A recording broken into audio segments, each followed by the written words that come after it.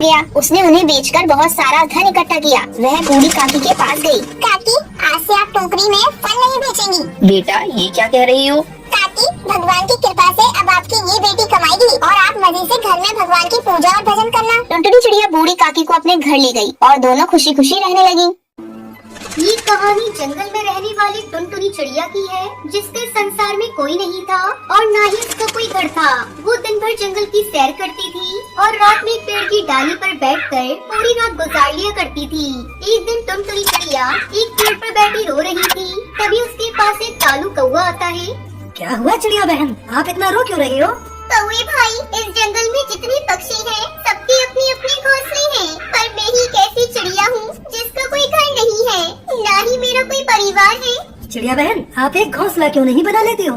कौवे भाई, मैंने कितनी बार अपना घोंसला बनाया, पर हर बार कोई न कोई पक्षी आता था और मेरा घोंसला तोड़कर चला जाता था, क्योंकि जंगल के सारे पक्षी मुझे मनुष्य पक्षी समझते हैं। कहते हैं मेरे संसार में कोई नहीं है, इसलिए मैं एक मनुष्य पक्षी हूँ। चिड़िया बहन, आप मेरे घोंसले के पास अपना एक घोंसला बनाइए, मैं देखता हूँ आपका घोंसला कौन तोड़ता है। टुनटुनी चिड़िया कालू कौवे की सहायता से अपना एक घोंसला बना लेती है और उसी घोंसले में रहने लगती है। थोड़े समय बाद जंगल के सारे पक्षी वहाँ प्रकट होते हैं और वो चिड़िया का बना घोंसला तोड़ देते हैं।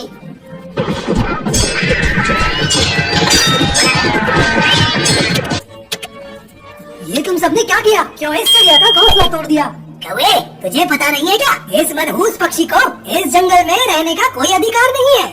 मैं मानता हूँ कि इस चिड़िया का इस संसार में कोई नहीं है और ये जहाँ भी अपना घोंसला बनाती है उस जगह पर मनहूसियत ही छा जाती है, पर ये सारी बातें सिर्फ अंधविश्वास वाली बातें हैं।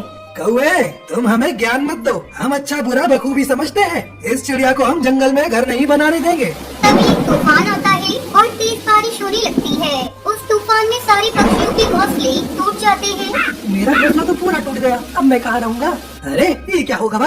ये तो जंगल के सारे पक्षियों के घोंसले टूट गए। मैंने पहले ही कहा था ना, इस मनहूस चिड़िया को इस जंगल में घर मत बनाने दो। देखो, इसके घर बनाने से कैसे सारे पक्षियों के घर मनहूसियत छा गई। इस मनहूस चिड़िया के कारण ही हम सब पक्षियों के घर टूट गए हैं। अब यही टुनटुनी चिड़िया कल हम सबके घोंसले बना कर देगी, वरना हम सब पक्षी तुम्हें जान से मार देंगे। मैं अकेले इतने सारे पक्षियों का घर कैसे बना सकती हूँ? हम सब पक्षियों के घर तुम्हारी मनहूसियत के कारण टूटे हैं। अब तुम ही हम सब के घर बनवा कर दोगी, वरना हम सब तुम्हें मार देंगे। और अगर जंगल के किसी भी पक्षी ने तुम्हारी सहायता करने की हिम्मत की तो हम सारे पक्षी मिलकर उसे बहुत दर्दनाक सजा देंगे। जंगल के सारे पक्षी ये बात सुनकर बहुत घबरा जाते हैं। अगले दिन टुनटुनी चिड़िया अकेले ही कई सारी लकड़ियाँ जमा करने लगती है। अब तक सिर्फ आधी ही लकड़ियाँ जमा हुई हैं। अभी आधी लकड़ियाँ कब जमा होंगी? कब मैं पक्षियों के लिए घर बनाऊंगी? तभी तूतराम वहाँ आता है। तू मनहूस चिड़िया, सबसे पहले मेरा घोंसला बना और मजबूत लकड़ियों से बना। बेचारी टुनटुनी चिड़िया डरते डरते तोताराम का घोंसला बनाने लगती है। टुनटुनी चिड़िया ने जितनी लकड़ियाँ जमा की थी, उन सब लकड़ियों से तोताराम का घोंसला बना देती है। तोताराम, तुम्हारा ये घोंसला बनकर तैयार हो चुका है। तभी कबूतर वहाँ प्रकट होता है। तुम सब अभी तक यही हो? चिड़िया चलो, मेरा घोंसला बनाना है। हाँ हाँ कबूतर भाई, बस में थोड़ी लकड़ियाँ जमा कर लो, फिर आपका भी घोंसला बना देती हूँ। मैंने जितनी लकड़ियाँ जमा की थी, उन लकड़ियों में तोताराम का घोंसला बन गया।